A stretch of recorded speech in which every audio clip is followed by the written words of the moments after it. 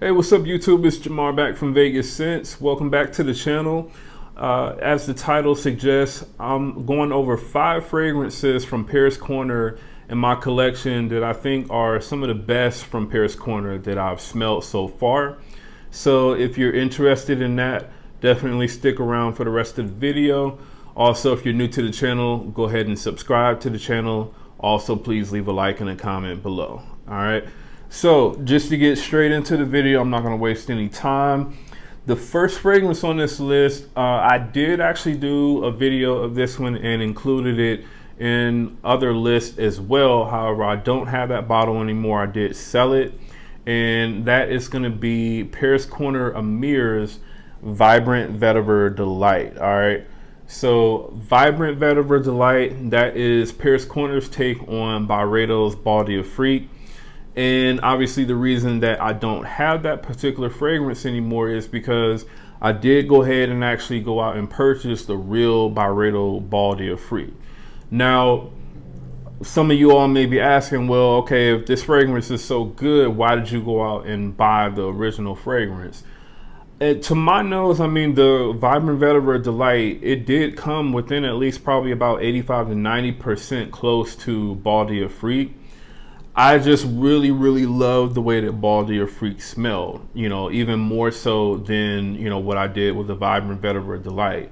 Now, had I, let's say for instance, if I wasn't like a fragrance reviewer and I didn't have any intention on really smelling the original fragrance from Byredo, I would have been perfectly fine with just having the Vibrant Vetiver Delight. All right. Like I said, the main differences with that fragrance were in the opening and really throughout the whole fragrance for the most part, that black currant note that you get from the fragrance, and also just kind of like the sweetness, the way that it comes off in the Byredo, it just smelled a little bit better to me. But I think for, you know, the $37 that fragrance goes for on Fragrance Buy, that's still an amazing fragrance. It has really great quality in my opinion. It pretty much is just, it has a slight twist to it, so it's slightly more drier and greener in terms of the way that they do the vetiver in that particular fragrance, as opposed to the Byredo, whereas the vetiver is there, but it's not as prominent as what it is in Vibrant Vetiver Delight. But overall, Vibrant Vetiver Delight is definitely, it's one of the best sort of fresh fragrances, you know, in my opinion, fresh clone fragrances that you can get out there. And again, like I said, the price for it is amazing. All right. So that is Vibrant Vetiver Delight at number 5. So the next fragrance up, this is going to be Eternal Coffee by Fragrance World. All right. So I'm still doing my sort of testing with the longevity and projection of this particular fragrance. So I'm not really going to speak about, you know, those things in this particular video. The one thing though that I'm going to say about this fragrance is just the smell of this is really amazing. This is, like I said, just a really super realistic sort of latte kind of coffee that you get from this fragrance. It's really creamy, it's sweet, but at the same time, it's not like a super dense or dark sort of coffee smell. This is definitely more so kind of like on the creamy, light, sort of aromatic type of side of like what a coffee scent would smell like, all right? And I think that that makes this one, you know, pretty versatile. I don't think that this would offend many people because again, it's not like a super thick, dense, loud projecting, you know, sort of fragrance. I think that this is definitely more so kind of close to the skin. And it's definitely one that I think that the wearer gets a lot of pleasure in wearing, honestly. I do love wearing this particular fragrance. Like I said, I'll have to get back to you all with, you know, the overall sort of performance of this fragrance. But for what I paid for this one, I want to say I think I paid about $37 or so from Aroma Concepts. This fragrance is honestly, for that price, I think if if a designer, you know, put out this same juice in like their bottle or whatever, I could easily see a designer, you know, having people spend probably $90 to $100 for this exact same scent. So it is really, really high quality. Like I said, one of the more realistic sort of coffee scents that I've smelled. And again, this is Eternal Coffee by Paris Corner. All right, so the next one up, this is also another Byredo clone. This is just from a different line within Paris Corner. This is from their Killer Oud line, and this is Killer Oud Nights of Arabia. All right, so Killer Oud Nights of Arabia, this is their take on Byredo's Black Saffron. And when you spray this on, I mean, this does not smell like a... I want to say I'll probably pay like $30 something for this fragrance. This smells way more expensive than that. I'll have to do an actual comparison between this and the Byredo to see, you know, if this is also like another one of those fragrances where it's like a slight twist on it, or, you know, if this is like, you know, super close to the Byredo. Either way, this is still a really amazing fragrance in my opinion. When you first spray this on, you get this dose of just sweet sort of grapefruit, spicy saffron, but at the same time it's like a sweet spicy saffron and juniper berries. And the way that the sweetness comes off, at least to me, it comes off as being sort of comparable to like the sweetness that you get in Body of Fruit by Byredo. Not exactly the same, not saying that this smells like that, but it does sort of have that same sort of sweetness that fragrance has, at least for probably, I would say like the first 30 seconds or so. And then after that, you start to get like a leather note that starts to come in and sort of take over that sweetness.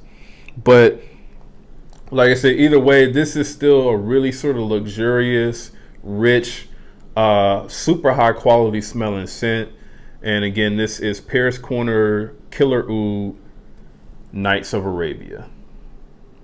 All right, so the next fragrance up, this is Refock It by Paris Corner. And I've done several different videos featuring this fragrance, done the comparison between this, Baby Cat, and Tomcat by Alexandria Fragrances.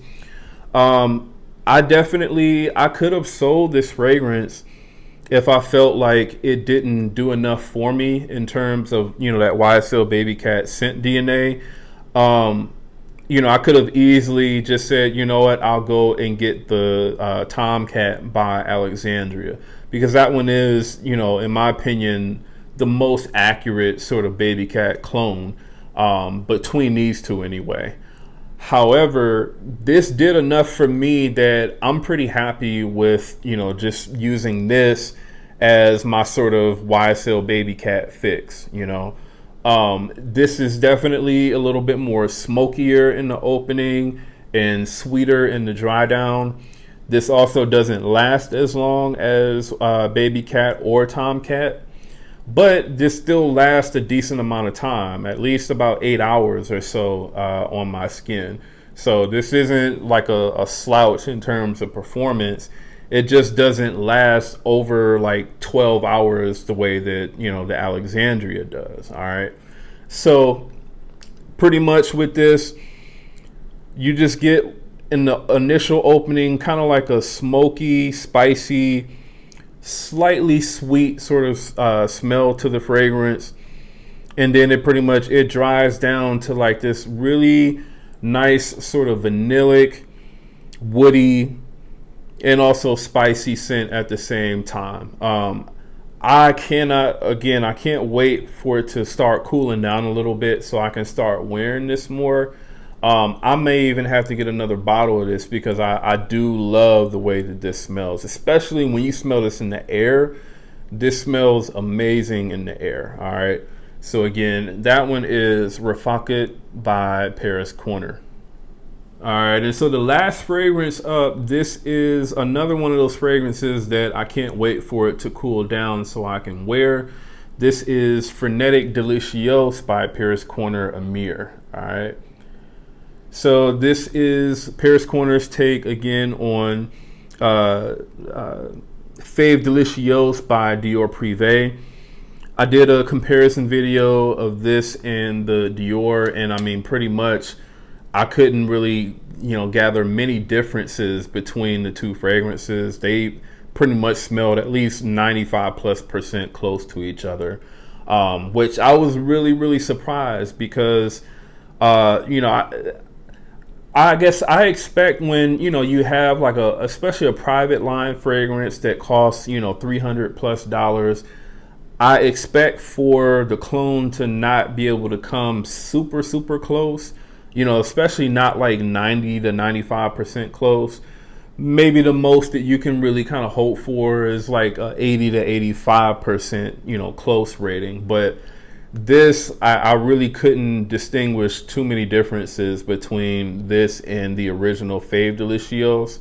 So definitely, if you don't own a bottle of Fave Delicios, this is going to be pretty much your only option unless you go like the third party route and, buy a bottle for like $500-600, which I'm sure is what Fave Delicios is going for now that it's discontinued.